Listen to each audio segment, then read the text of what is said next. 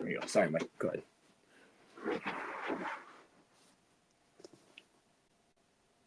Hello and welcome to the Who Pets podcast. It's Mike Lensing here with Is my that Mike co-host or Jason. who is that? Who is that out that's Yeah, talking on the microphone tonight? I don't know if it's I don't know if my voice tonight is going to be worse or listening to me in the car last week was worse. I'm going to guess that despite what my voice sounds like right now, that listening in the car was probably worse. So at least we are in our home studios for tonight's NBA pod. Jason, welcome in. We witnessed another Cavalanche tonight. Another Cavalanche. Yeah. I've watched a lot of good basketball tonight, Mike. I've watched a lot of good basketball tonight. But yeah, the Cavalanche, the Cavs running an 11-game win streak. Mike, there's been no movement on the NBA totals draft. It stayed flat this week, so you can take some positive. You didn't fall any further behind, Mike. That's good news, right? Yeah, I guess it's good news. We might as well just stop with the updates at this point, unless there's any changes. All right, if there's any major changes, but the Cavs, 11-game win streak. In this win streak, they've beaten the New York Knicks. They've beaten Orlando, which I don't know how much. I mean, that's really much of an accomplishment right now. They've beaten the Celtics. Uh, they've beaten the Grizzlies. They've had some. Listen, the last two games, I would say they got off to what we would call slow starts. But listen, I kind of anticipated. Listen, the Portland game was definitely a loss under JB Bickerstaff. Okay, let's just be honest. There was no way they win that game against Portland after beating the Celtics. Although there's no way they beat the Celtics either with JB Bickerstaff. Just putting it out there. Um, and listen, I think the big takeaway that I have there's two big takeaways from at least since the All-Star break. The DeAndre Hunter thing, Mike, it's real. It's getting real. It's he's banging home open shots. I don't know what he shot tonight because I wasn't paying super close attention to the game. I had it on the background, um, but he he didn't have a good night tonight. No, he didn't do anything. He had six. He was 0 for 2 from three, But 5 rebounds. But yeah, but they didn't need him tonight. yeah, and well, they had him in a different position too. He started, so he wasn't in his normal. Listen, I know there's a lot of people that talk about how he should be starting, and I understand that it might be situational, but I kind of like him coming off the bench and being the first guy off the bench situation where whoever that's coming off, I trust Atkinson in his rotations. We talked a lot last year on the podcast of how we had no clue who was coming off the bench when, who was going to do this, who was going to do that. He's been consistent all year with Mitchell and Mobley are the first two off out of the game in the rotation, and then it's Garland and Allen come off, and then he mixes the other guys in. But I trust his rotations, and he's going to do what he thinks is right, and I think that he's going to end up sticking with Hunter as the first off the bench. Obviously, when we played the Celtics, maybe you talk about him coming in against for Strus, but I think what I would argue that is you don't break what's not broken. Like why? Or you don't fix what's not broken. And maybe you can make an argument. You might be able to make an argument to start Hunter, but you know, I kind of think that if they can keep it going the way that they're playing, and Hunter will start when certain people are resting. Like I don't know, have they said anyone's resting tomorrow? Like Mobley sat out tonight, Mitchell sat out last game. Is it going to be Garland tomorrow? I mean, is it going to be Allen tomorrow? I mean, does Allen need to take a break? I don't know. Um, I can't imagine that Strus is going to get like a break. He doesn't need a break because he's not playing like he's playing 20-ish minutes a game. So I think if they keep doing this whole rotational thing, I mean, Hunter will get some starts, but I think you keep it the same. But listen, the Cavs are legit. I think they're legit, and I know you're going to rain on my parade a little bit in a second here, but like I think they can beat Boston purely on the fact that I don't trust that Kristaps Porzingis is going to be healthy. And honestly, I don't see the Boston Celtics like running through their two first round series for whatever reason. Maybe their first round, they're going to be the 2 seed, so they. I don't know who's going to be 7 in the East, Mike. Who's 7 in the East right now? no one in the bottom of the East is really screaming, I'm competitive. Miami. I mean, Boston doesn't want to see Miami. No, look, the four playing teams right now: Miami, Orlando, Atlanta, Chicago. Chicago, obviously, I think is no threat at this point. I don't think any team would even remotely be concerned about playing the Chicago Bulls. Miami, I kind of feel like maybe they're just the Miami Heat, and maybe that's enough to put a scare into Boston. But I don't think that what Miami has, you could theoretically be afraid of Orlando with Franz and Paolo, maybe, and their defense, but their offense is just so pitiful. And obviously, we know that Suggs is out, which has been a huge loss for them. And Orlando hasn't played well in 2 months. So, unless they really start to turn it around, and then Atlanta, I guess you could say, what, you're afraid of Trae Young and George Niang and Karis LeVert at this point. I hey, don't think there's Karis any. LeVert, Mike, buzzer beater last night. You saw that, I right? know. I did see that. Dyson Daniels with the steal on Desmond Bain. Did you know that that's the third straight game that Memphis lost at the buzzer? I did not know that. Yeah, they lost three straight in the last, where teams made a shot in the last 3 seconds against them. So it's been a little rough for Memphis. They've been slowly sliding down the standings as the LA Lakers have moved up the standings. Yeah, Memphis still Mike, sits. LeBron is 1 point from 50,000, so I think he's going to get it tonight. What do you think? Probably, I'd say there's a pretty good chance that since he hasn't been under 10 in I don't know how many years, 15 years, that probably a good chance he's going to get at least one in the game tonight, unless Boy, Zion decides to lock him up. Look, so Zion just is guarding him right now, so they're running a split screen on the TNT. Zion is guarding him right now, Mike. That's there pretty you funny. go. All right, there you go. So getting back to the Cavs quickly, let's just sort of wrap up that discussion. Tonight, that game is, I think it was a 2 point game, or maybe it was tied going into the fourth What quarter, and the it Cavs, was, and then it was 107-107, Mike. yeah, Cavs put up 43 in the fourth quarter and just completely just ran the Bulls off the floor in the last 7 minutes. And actually, it wasn't even the last 7 minutes. It was like a 4 minute stretch, maybe, where they just completely decimated the Bulls.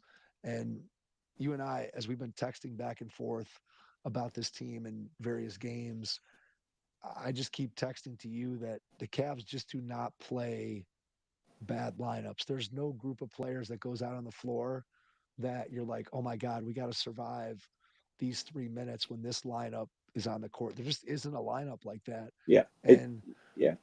the quality of players, or at least the quality of play that they're getting from the guys that they're playing, is just continues to be incredible. I mean, Ty Jerome, he looks completely unorthodox.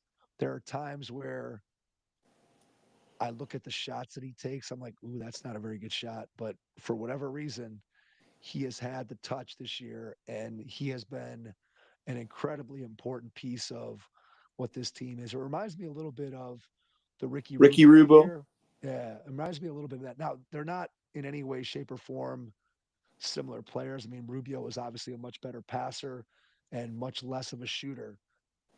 Ty Jerome, a better shooter and not quite as good of a passer, but they are providing similar results, and just they're just juicing the lineup when they're in the game. And Jerome's been fantastic, and they just continue to throw out groups that there's really nowhere that they can be attacked. Now the question will be, and you talked about it a little bit, come playoff time, will Kenny Atkinson stick with playing 10 guys? Is he going to cut the rotation down? If he does, who ends up being the player or players that get their minutes cut? Because obviously your starters are going to play more minutes, which is another thing that's been a tremendous benefit to this team in the regular season, is you have nobody averaging more than 31 minutes a game.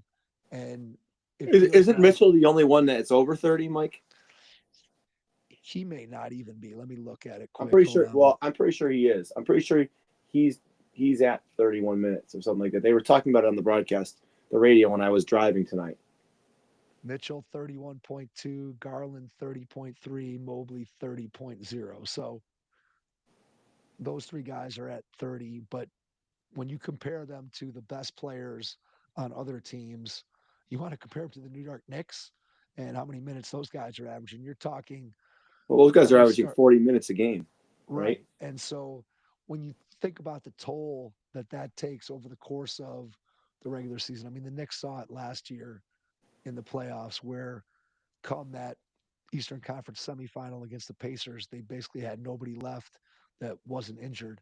And for the Cavs, the fact that you've been able to limit these guys' minutes and that they've still been as productive individually as they have, and then the collective strength that the bench has brought to the table, it's just been it's been so fun to watch from a standpoint of there's never a minute during a game where you have to worry about, oh no, can we survive this particular lineup? Because you always have one of either Mitchell or Garland on the floor, again, provided those guys aren't sitting down. And you always have one of Mobley or Allen when this team is at full strength. And when you start a lineup with at least two of those guys, and then you bring in whoever into the other roles, it just feels like every single guy on this roster is playing well. I don't want to say they're having career years because I don't know if that's true, but certainly there's no guy that is getting regular minutes that you say, ooh, that guy's playing below his capability. Like Struess is starting to find his groove. He was a little slow, I thought, coming out of the gate when he came back from his injury. And I feel like now he's kind of got it together. He's shooting the ball well. He's providing those Max Struess energy plays. Merrill comes in, is banging home threes. Okuro does what he does, which isn't spectacular, but he can come in and defend and do what he needs to do offensively. Dean Wade, although I still maintain he did make one shot tonight I thought was a big shot in the first half where there was a little run, the ball got kicked out to him and he actually made the three. But he provides again size and defense and theoretical shooting. And then you talked about DeAndre Hunter, and although he didn't do much tonight against the Bulls, he's going to be a very important part of piece of a very important piece of what they end up doing And I in the think playoffs. also, Mike, tonight we have to take into effect like Mobley not being on the floor tonight kind of made DeAndre Hunter play in a position that he could play, but it's probably not his position, right? I mean, he was basically playing the power forward in this Right, game, right? but you're going to have him there. You may have him there for sporadic minutes during playoff series. And again, it just gives the Cavs more lineup flexibility of things that they can do. And you saw tonight too, right? When Jared Allen, there's been a lot of talk about how good Mobley is when he plays without Allen. Well, tonight Allen played without Mobley and put up a 25 and 17. Jared Allen looked fantastic. If you could get that version of Jared Allen or 80% of that version of Jared Allen every night, I mean, he was catching the ball on the break and laying it in. He had the little floater going. He's all over the defensive glass. Jared Allen's a very good player, and I think we all discounted a little bit last year how much they missed him when he went out in that Orlando series. And I know we were critical of him in terms of his ability to fight through the injury and play in that series. But the fact remains that Jared Allen is a very important part of this Cavaliers team, even though he's, I don't want to say a distant fourth, but he's certainly the fourth most important of those big four. Yeah, I agree. I agree. This brief, LeBron hit a three to cross 50,000 points, Mike. Congratulations, And LeBron. any 50,000. thoughts? Pretty Any good. thoughts? I mean, it's just the same thing I always say. It's incredible what he's doing at his age. Can he And get to six? I'm just kidding. I'm joking. I'm joking. he could, maybe. Who knows? At this point, I don't put anything past him. Last thing on the Cavs is just looking ahead, briefly looking back to that game on Friday night against the Celtics. They get down 25-3 in Boston. You Yeah, want to tell me what you freezing cold take did? You sent me a text with a clown emoji. yeah, it was bad. And you figure coming out to start and you're that far behind, the Celtics are talking smack. And for the Cavs to dig deep and to come back. And I know Drew Holiday and Porzingis didn't play, so you can take that somewhat with a grain of salt. Yet at the same time, You had the Celtics' best player in Tatum put up what he put up 46, His 17, best, and his probably 9 his or something best like that. regular season game as a Celtic, right? And correct. And then you had Jalen Brown put up 37. So it's not like their team didn't come to play. And for the Cavs to be able to dig out of that 22-point hole on the road and then finish in the last 4 minutes where basically they went into that time even with the Celtics and then to kind of take control of it down the stretch, it was a really, really impressive performance from the Cavs. I still think that if Boston is at full strength, that the Cavs are going to have difficulty with Boston and with matching up and just figuring out what lineups they can play that are going to be most effective against Boston. But I will say that if Boston has anybody out or injured or limited, that suddenly catapults the Cavs into, I would say, favored status. If Porzingis isn't going to play or one of the guards is out, I think there's a really good Hey, chance that let's the not Cavs can forget, win. Mike. The people keep talking about last year, okay, and they keep Last year had mentioning. no, last year's irrelevant. Well, I know. Well, that not only that, but they're talking. Oh, the Celtics owned the Cavs last year. It's irrelevant, and it's also let's not forget that Donovan Mitchell played in one game in that series, right? Maybe two. Was it the first two, or was it only the first game? And like I think the game that you and I were at, we were in the game. We right. we we ran all those games without Donovan Mitchell and Jared Allen. Like, come on now. Like, And the Cavs are going to have game 7 at home, which you can't discount that. It's not a guaranteed victory, but it's certainly nice to have an extra home game in your pocket as you're and, moving forward. and So we're let, still the let me, only team, Mike, in the NBA to be perfect when we've had the lead after three quarters. Which I mean, I know that tracks because you've only lost 10 games, right? Like, but it's I mean that's an incredible stat. Like I think they were 43-0 now, and leading into going into the fourth quarter. So I mean, here's what I'll say. Let's wrap the Cavs with this. I feel better and better about this team's chances of legitimately competing for an NBA title. okay, And I look at the road that the Cavs are potentially going to have to travel in the NBA playoffs. And we kind of talked about it a few minutes ago in terms of the 1-8 matchup. There's nobody in that play-in scenario that would worry me in the least. In round 2, I feel like the Cavs would take care of business against Indiana. I feel like Milwaukee, I would probably be nervous simply because of Giannis and Dame and their pedigrees. But the reality is, I think the Cavs would probably beat yeah, but Milwaukee but but fairly easily. in order for that to happen, Giannis would have to be there in the second round, Mike. Correct. Well, he hasn't been for 2 seasons, but let's just say that Milwaukee's at full strength. I still don't think that they're probably not nearly as formidable as an opponent as the Giannis Dame resume would suggest. Although Milwaukee has played better, they're 8-2 in their last 10, and they have been playing pretty well as of late. And they're also healthy. And I think, look, as much as important as Chris Middleton was to their championship run, his injury situation and his inability to stay on the floor and be the Chris Middleton that he was during that title run, I think was negatively impacting the Bucks. And so, although I don't necessarily love Kuzma, and he hasn't been great for Milwaukee to this point, He'll I always do think deliver fashion, good fashion, Mike, good he will. fashion. He will. But I do think that Kuzma over Middleton at this stage of their career probably is a slight upgrade, if for no other reason than Kuzma is a little bit more athletic right now and also frequently available, whereas you couldn't really count on Middleton to be available. So I think the Cavs, if you look at the road, and obviously you're going to take it one series at a time and whatever, Mike, but do you think they it? have an easier they have an easier road. They have an easier road to the Eastern Conference Finals than Boston will, who's are going to have to contend with the Knicks in the second round, which I think the Knicks are going to be a more difficult opponent than anybody the Cavs would face in the second round. Mike, you know what's going on the Twitter sphere today? What's that? Lakers Cavs finals, baby. That would be something, wouldn't it? I mean, you have to think that Come on, the NBA would look, love that. They would love that. That would be a great NBA Finals. There would be so many storylines in that finals.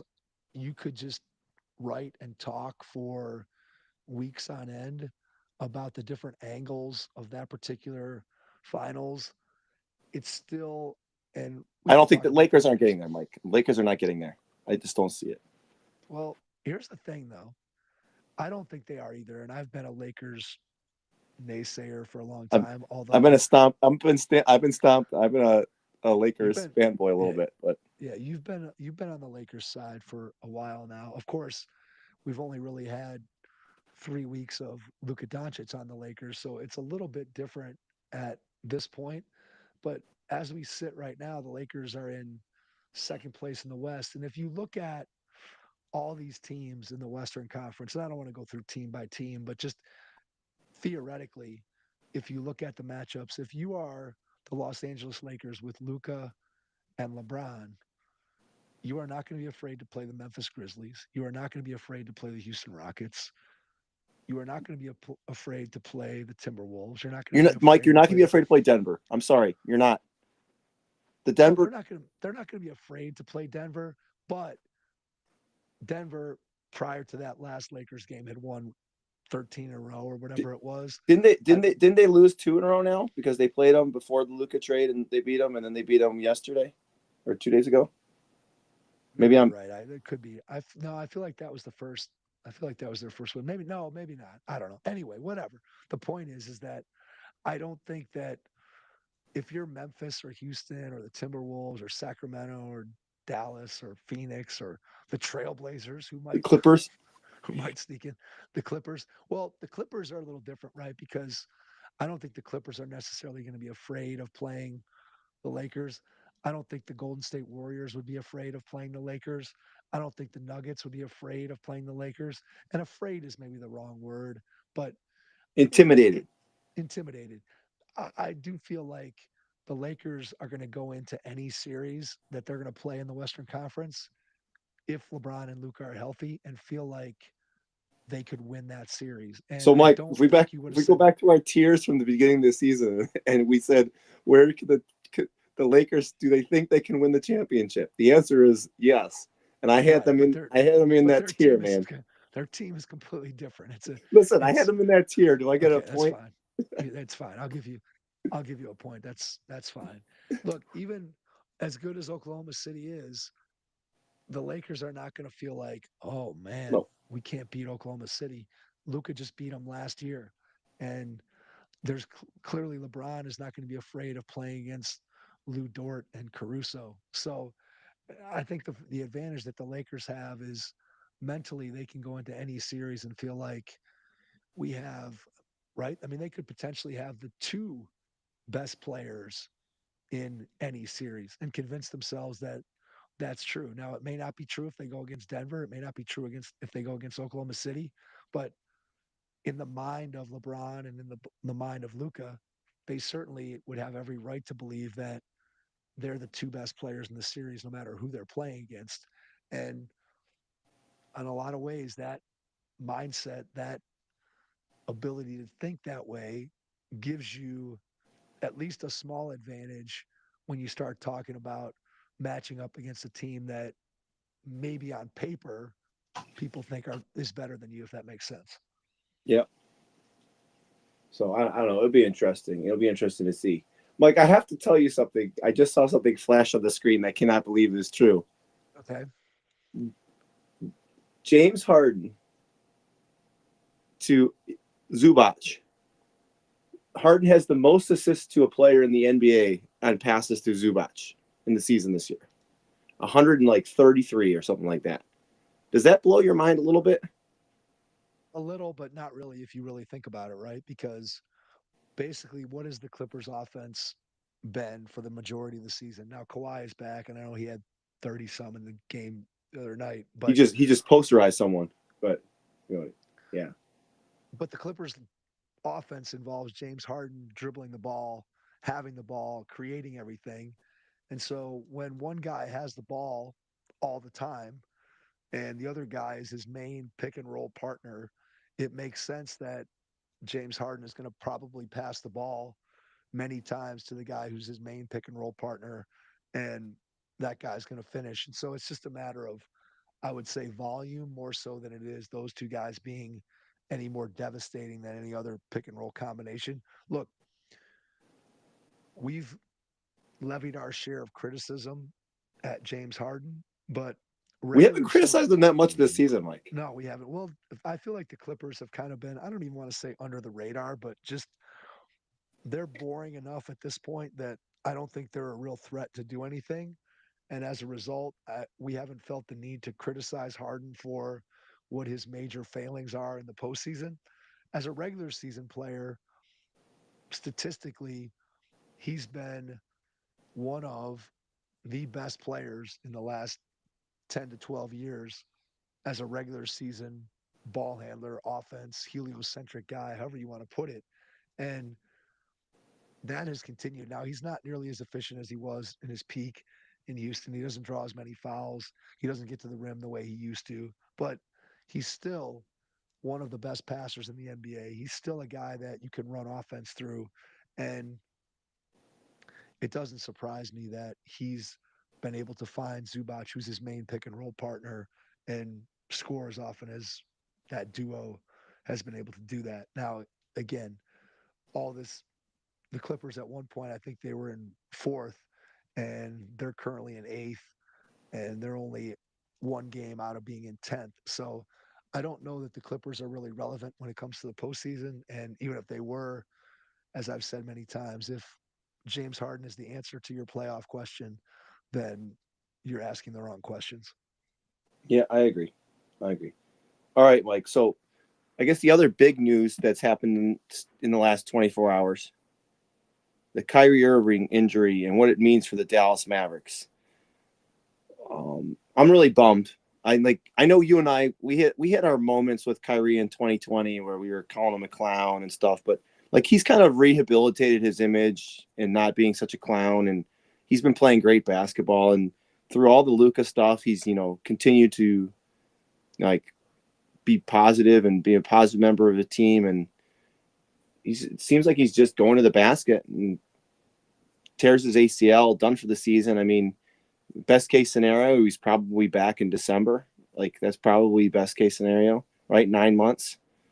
Yeah. I mean, Yeah. and now there's talk that after this injury, like, do we just shut Anthony Davis for the rest of the season? I saw that today. Like that might be a discussion point. Like, cause what's like, I don't know what they do, but man, the Mavericks, they just continue to get in their own. I mean, not like once again, um they couldn't control this injury. I mean, it wasn't like something that they did wrong. It just happened. And I don't know. And Gafford's out, right? Gafford's out. Rafford's out. Lively's out. Lively's out. I think Six. he was out at least the remainder of the regular season, where he could. There was talk that he could come back for a potential playoff run, but that wasn't guaranteed.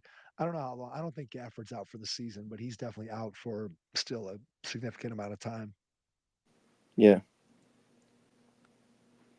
So I just don't know. What do you do if you're Dallas? Do you shut him down? Yeah, probably. I mean, I was trying to look and see. I don't know what Dallas's draft status is, whether they have their picks or not. I'm trying to find where, if I can see what they have. Um, I'm not having any luck, so maybe you'll have some luck trying to find that. But I mean, if they have their own pick, I think at this point, if you're Dallas, you'd have to seriously consider whether or not you want to tank, right? I mean, it doesn't, even if they were to be able to come back and somehow stay in the play in, which I guess when the two teams chasing you are Phoenix and Portland, there's probably a halfway decent chance that you can keep that 10 spot, that they clearly are no they clearly are no longer a threat to be able to do anything come playoff time. They have their own first. They have their own. Um, they have their own first round pick. They might lose their second round pick. So if you have your own first round pick, I think you have to tank, right? Fine. Yeah, I just don't know. But here's the problem: is that this 2 seasons too far gone, isn't it, for them? Like, I mean, how Well, they'd have yeah, to but be if you're real. out of the playoffs, you at least give yourself man. If you're out of the playoffs, you at least give yourself a chance, right, to be able to get lucky. Cavs, Kyrie Mike's got a style. sneeze attack coming. Sneeze attack. Sneeze attack is here. Yeah, I mean, I guess like so. If I'm Dallas, I'm 32-30. I mean, what's that 10th spot going to be? Is it going to be at this rate? Like, is 41-41? Like, is that going to be the low end of the play-in? I mean, God, it's so bad. The Eastern Conference, that is terrible. The 10th seed is 14 games under 500. That's a joke. Phoenix going to jump up? I mean, if what's happening tonight is anything evidence, there's no way, dude. Is Mike Budenholzer about to be the first guy coach fired for a potential playoff team in March? You Like, heard we told Devin Booker he needed to pipe down in the huddles, and he was being too vocal. You heard that, right? yeah, Yeah, that's not good. dude, Mike Budenholzer. What a like. We've always had our opinions of that guy. Okay, frying egg on his forehead. Oh my gosh, Mike, you're dying over there. Um, frying egg on his forehead. He doesn't know what he's doing. He doesn't know how to mess with the lineups. Like, Phoenix is abysmal. Like, they're just so bad. They're just no effective. They don't like each other. There's rumors that, that Durant's going to be traded in the offseason again. So Durant, listen, as much crap, I switched my word, as much crap as we give LeBron for like jumping ship. He jumped ship to Miami, came back to Cleveland, and went to the Lakers. Like, Durant's about to be on his fifth team if he gets traded, or no, sixth team, right?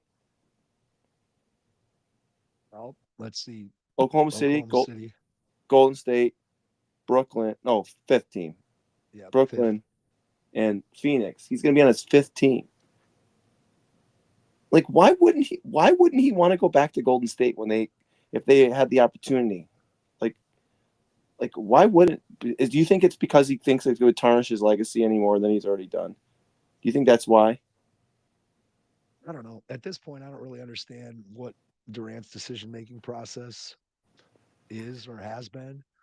Clearly, the Brooklyn thing was a mistake. This Phoenix Suns situation has been a disaster. I mean, last year, right, there was all the talk that, hey, if they get healthy, what are they going to be? And if they can get Beal, Booker, and Durant all on the floor at the same time, that they'd really have something. I think they won, what, 48 games maybe last year. Yeah, And this year, those three guys have been much healthier in totality than they were last year. And yet Phoenix is sitting at 28-33. And it just doesn't make a whole lot of sense when you look at it that this team has so badly underachieved. And at some point, the finger has to be pointed back to Durant, right? Because you look at every situation that he's been in, and granted, look, he's one of, if not the best scoring forward probably in the history of basketball. He certainly is one of the greatest shooters for a guy his size. His ability to put the ball on the floor and score. He basically scores any way you could ever want a guy to score.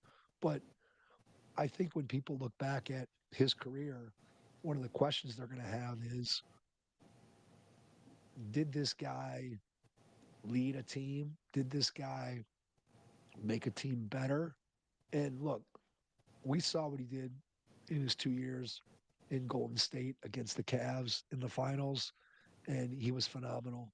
And there's no question about his greatness as a basketball player, but these last couple of years have made us question, Kevin Durant as the leader of a franchise? And is he concerned with making his teammates better and doing what's necessary to lift up the team? Or is he a guy who just rolls out of bed every morning and gets his 38 and 5, regardless of what else is going on around him? And if it goes well, great. If it doesn't, he just kind of shrugs his shoulders and says, well, I got my 38 and 5 tonight, so the problem must be elsewhere. I don't really know. It'll be interesting to see what decision he and the Phoenix Suns make this offseason as to, where Durant ends up. I don't know what a clean fit would be for Durant, because you got to figure that Phoenix is going to want a decent price tag coming back for him. And where does Durant fit? That's probably a conversation for another day. But in terms of this Dallas, Phoenix, Portland, Sacramento fighting for that 10th spot, if you're Dallas, it doesn't do you any good to make the play in, because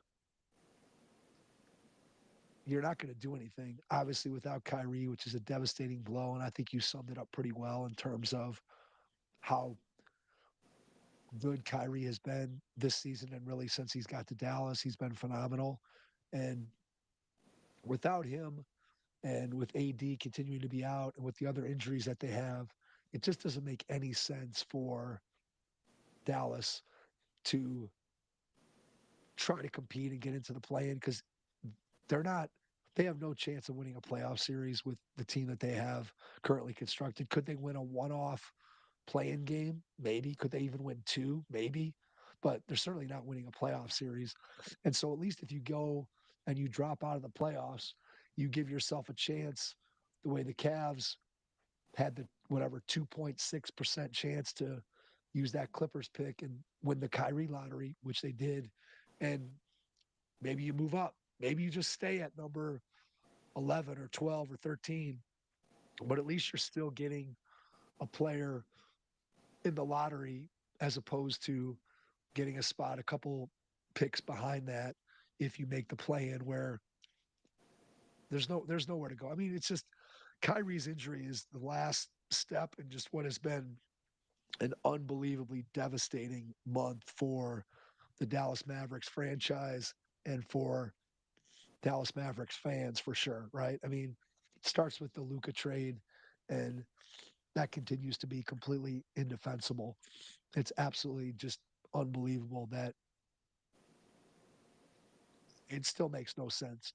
And I've said it before, if you're Dallas, you your only path to winning that trade was hoping that Luka's career completely craters, and that 3 years from now he's retired because he can't stay on the floor. And then the guy you trade for, who's 6 years older, who has his own illustrious injury history, he goes down not even 5 games into his career, but literally the first game that he plays, he's out indefinitely. Then you have this Kyrie injury. It's just, if you're a Dallas fan, I don't know that there's ever been a fan base that's been gutted in the same way. Now, look, here in Cleveland, when LeBron left, LeBron's. we felt gutted when he made the decision, but that was the player leaving. That wasn't the organization themselves dealing away their best player and potentially a top 10 all-time talent at the age of 25, and then having all these other things pile on top of it.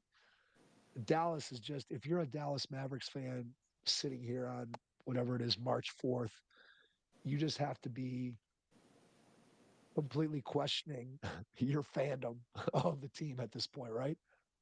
Yeah, 100%. 100%, Mike. It's just not even a question. Like, what do you even do? Dude, NBA Centel, by the way, rest in peace, NBA Centel. It left us, but then it was resurrected, Mike. I don't know if you've noticed that, but it left and then it got resurrected. But they had some pretty good tweets today that, like, they were selling. Nico Harrison brain damage. Yeah. That Injury was a good report. one. That was a good That was a one. good. That was a good one. I enjoyed that. Did you even know? Did you even know the NBA Central had been banned on Yes. Twitter for a Oh little yeah, I bit? saw it. Yeah, I saw it. I saw it. I was on top of the And story. they had like a secondary account. It was WNBA Central, and then they're like, "Don't worry, no one watches the WNBA. No one will see our tweets or something like that." Like it was yeah. There were some other good ones. There were some other good ones. Something about him like let's see if I can find really quick. It was today. Something about him working. Uh, anonymous NBA executive believes Nico Harrison has a humiliation kink after trading Luka Doncic to the Lakers, claiming no other logical explanation for the move. That was a good one. Um, uh, Luka was. Did you see Kyrie had Instagram live when he today? And did you see what Luka wrote? I did not see that. Get better, leave that organization. I don't know if that's true or not. NBA Centel tweeted it, so probably not true. Probably not Um, true. Probably not but true. man, oh man, they said that they said the they said that they were shutting down the season. NBA Centel has been nonstop on the Mavericks, so it's pretty funny. Homeless shelter in Dallas returned multiple bags of Mavericks merch and team gear donated by GM Nico Harrison. That's the one that had me laughing. That one had me That's laughing. funny. So. That's funny. But Yeah. anyways, yeah. So I don't know what you do as a Mavericks fan. I think you regroup and hope for next year, I guess. But uh, as you and I can attest, that doesn't always work out for you being a Browns fan. Always next year. Uh, Yeah. Next year is a promise that doesn't often come true. Let's just say that. so anyways, so yeah. All right, Mike. What other NBA quick hits do you want to do here? I mean, I All right. Let's wait. Let's stay there for a second. Let's stay down here at the bottom of the Western Conference. So the reality is that I think we can safely say, let's look at the plan, right? We can safely say Minnesota is going to be in the play in or be in the top six, correct? yeah. The Clippers, Yeah. Sacramento, I mean, I would say you'd have to be thinking they're 32 going and to be the 20, 32 and 28. They won four in a row. Levine's been playing well since he got there to Sacramento. It seems like the reuniting of DeRozan and Levine has really worked out well. I think you can safely say that things I didn't think Minnesota, I'd say in correct, 2025. correct. But I think we can safely say that Minnesota, the Clippers, and the Kings are all going to make at least the play in. So that leaves you with Dallas currently sitting at 32 and 30, Phoenix at 28 and 33, and the Portland Trailblazers at 28 and 34. Like Portland As Trailblazers, Mike. That is the worst pick on your draft. You picked that, I think, second or third, Mike. well, that was first. That was my first pick, I That was think. it was your first pick. Yeah. I think I'm pretty sure it was my first pick, so that did not work out well. That pick has not aged well. So which of those teams, gun to your head, which of those teams are you picking to make the 10, get the 10th spot? So you're saying there's no chance to San Antonio without Wemby, right? You're saying you're down on them. No, there's no chance. No chance for Okay. San All right. Antonio. No chance for New Orleans to win out. No. No. um, I think gun to my head. I'm just gonna say this for amusement purposes. I'm gonna say the Portland Trailblazers, Mike. Okay. I just think I just like Phoenix just looks like they don't want to even play basketball. Dallas, if they're turning the tank mode on, and Portland could at least like be like, well, we thought we were going to be the worst team in the basketball, so it's NBA, and now we're in the play-in tournament. It doesn't really get them anything. I mean, here's the question: are all three of these teams just going to be straight up tanking, and we're going to end up with a team that's trying to lose, that's going to sneak into the play-in that didn't belong in the play-in? Like, So, okay, if you go with that theory, Phoenix has no reason to tank because they have no draft picks. They don't have a draft pick until I believe 2032. So, Phoenix has no incentive to tank, whereas Dallas and Portland both have fairly strong incentives to tank. So So you're gonna say Phoenix is gonna sneak up there? gun to my head, I would pick Phoenix, even though Phoenix has been abjectly horrible. They've, I would say, each month of the season, they've looked progressively worse. As you said, when you watch Phoenix play basketball, it is clear that they don't really want to play basketball, at least not with each other in the current iteration of that team. And so it's hard to say that that's the team that's going to move into the 10th seed.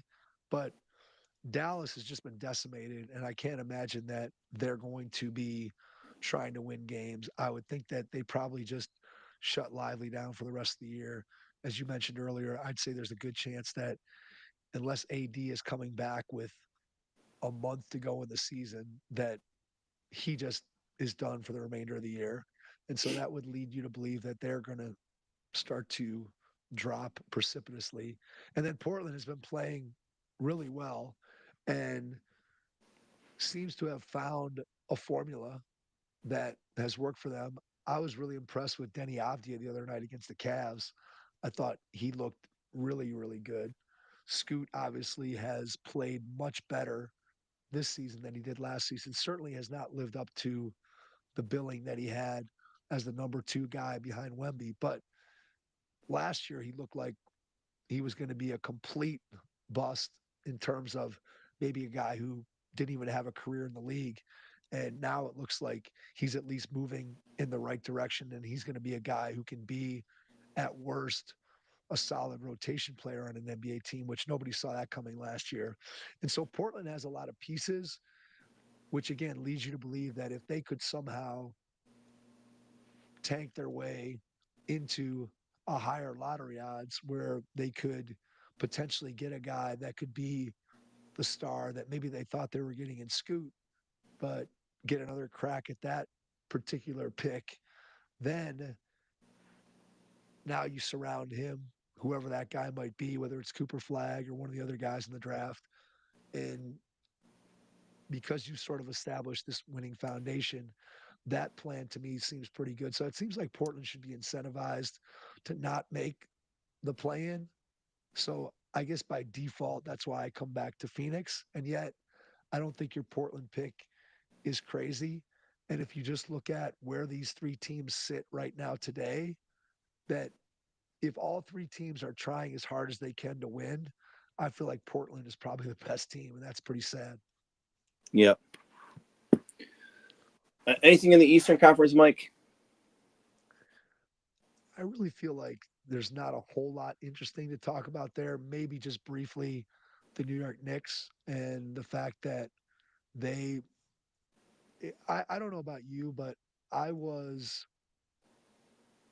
I was much more scared of the old version of the New York Knicks than I am of this version. And not just because the Cavs are better, but I feel like this team, it goes back to the Carl Anthony Towns subtraction by addition or addition by subtraction, however you want to look at it. And he's obviously juiced their offense and he's had an incredible year offensively.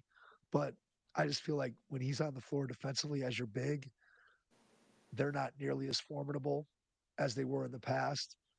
And this team with guys playing as many minutes, we talked about this earlier, playing 40 minutes a night, it just isn't sustainable. And the Knicks have zero bench. You look at the Cavs bench production compared to the Knicks bench production, and it's a joke. Now, part of that is because the Knicks bench doesn't really play, but I don't take the New York Knicks in any way seriously as an NBA title contender. As the third seed in a conference, I see no scenario whatsoever where the New York Knicks could make or win the NBA Finals. Do you?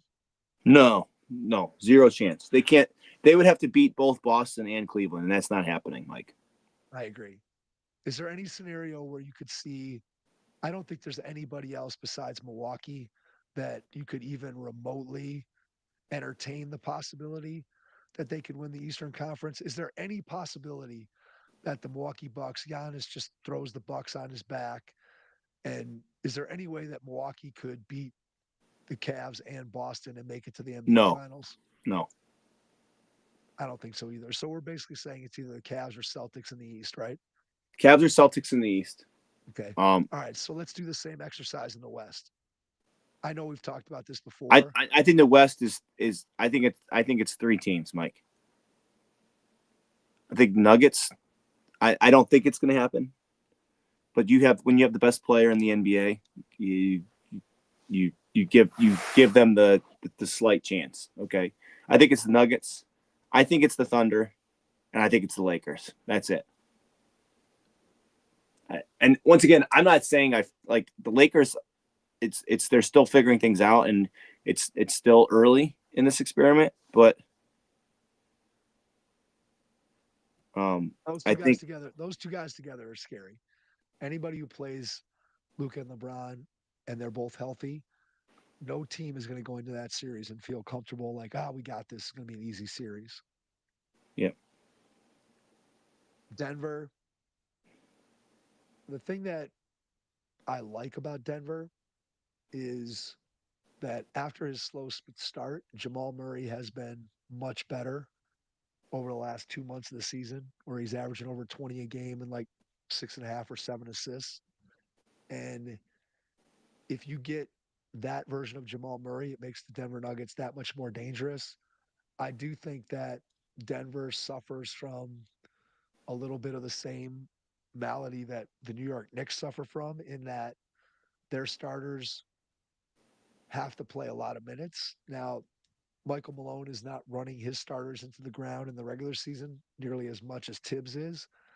And I do think that come playoff time, when rotations shorten, that Denver will benefit from that in terms of being able to have their starting five out on the floor. If you look at Denver's starting five, I still think that that starting five is capable if they get anything off of their bench, just to the point where, like we talked about the Cavs, if Denver can find a bench lineup or two that doesn't just hemorrhage points when the starters are out, I think Denver is a real threat to win the Western Conference. And I think if they got to the NBA Finals, I think they would present some interesting challenges for both the Cavs and the Celtics.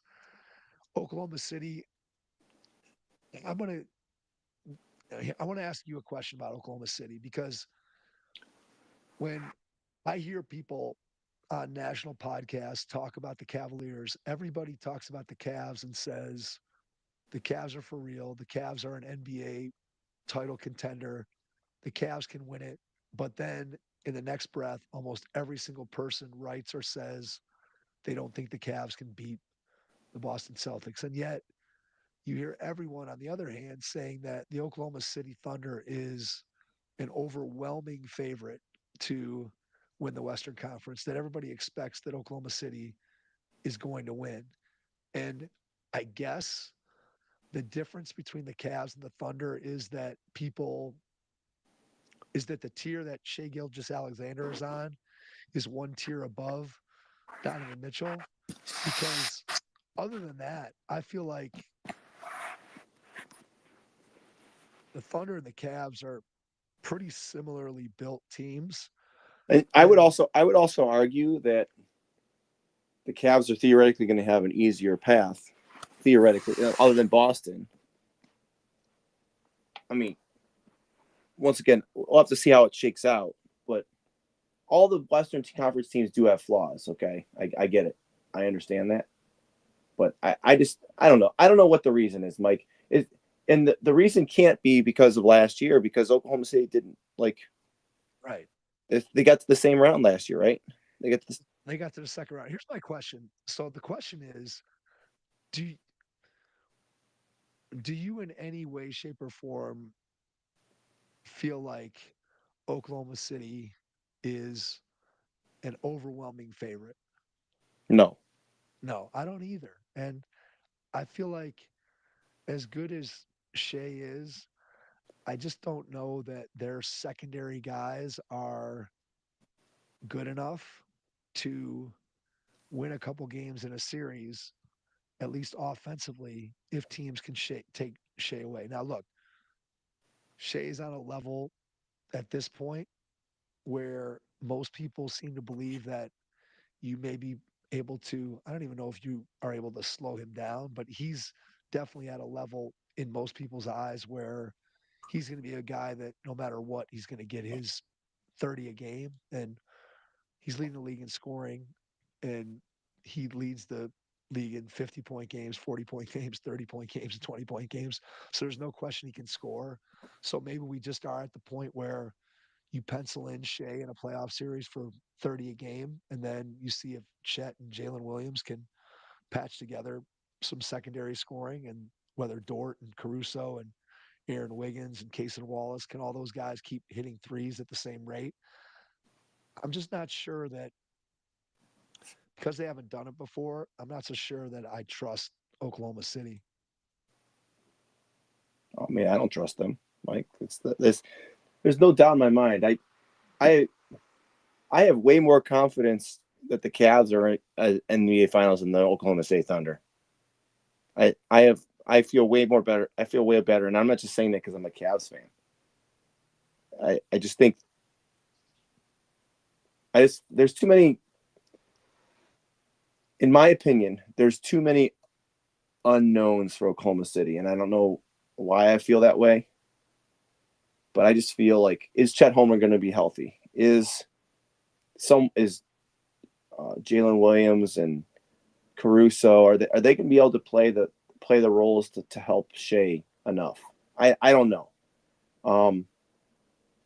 I just feel better about the Cavs. I mean, I feel like the Cavs they're putting 11 guys out there, and there's 2 or 3 guys that are sitting on the bench that aren't playing, that I feel like even if you inserted them into our lineup, they would be like able to play. Like Jalen Tyson, I think he could play. He could be the ninth guy on the ninth or 10th guy. I think Craig Porter Jr. could play. I think, obviously we talked about Javon Green playing tonight. Like he's going to get, there's going to be minutes. There's going to be minutes for him in the playoffs. I think all these guys might get minutes in the playoffs. Like, I don't know. I think I feel better about the Cavs for sure than over the Thunder. And other than, I don't have like a really great strong argument as to why that's the case, but that's how I feel. Well, let me ask you this. Sitting here today, if you had an Oklahoma City Los Angeles Laker 7-game series, Los Angeles. okay, if you had an Oklahoma City Denver Nuggets series, It's probably a coin flip to me. I think it's a coin flip. I think I'd pick Denver. And so maybe it's just me discounting Oklahoma City, their youth, the fact that they haven't done it. Maybe it's me not fully believing in the superstardom of Shea Gilgeous-Alexander, but I just don't think that Oklahoma City, now they could get there, but I don't think that most people, if you ask them to make a prediction and you have Luka and LeBron on one side and you have Oklahoma City on the other, I don't know that people are picking the Thunder. And if you have Nikola Jokic and basically a championship nucleus on one side, and you have Oklahoma City, who's never gotten out of the second round, I'm not sure it's going to be that easy to pick Oklahoma City. So, as good as they've been, I still have doubts. And look, I still have doubts about the Cavs. I still think Boston at full strength gives the Cavs a lot of challenges that I'm not sure how they overcome those. I think if the Celtics are at all, and I said it earlier, if they're at all weakened, I think the Cavs can certainly take advantage of that. I don't think it's impossible for the Cavs to beat the Celtics at full strength. I think there are ways that they can do that, but and DeAndre Hunter certainly helps. But as far ahead as both of these two teams are in their respective conferences, normally you would expect those two teams to be the overwhelming favorites to get to the NBA Finals. And it doesn't feel like the Cavs, at least nationally, are in any way thought of that way. And it's funny to me that Oklahoma City is maybe given more credence in that area. And yet when I look at it, I feel like you do that. To me, it seems less likely that Oklahoma City gets the NBA Finals than it is the Cavs.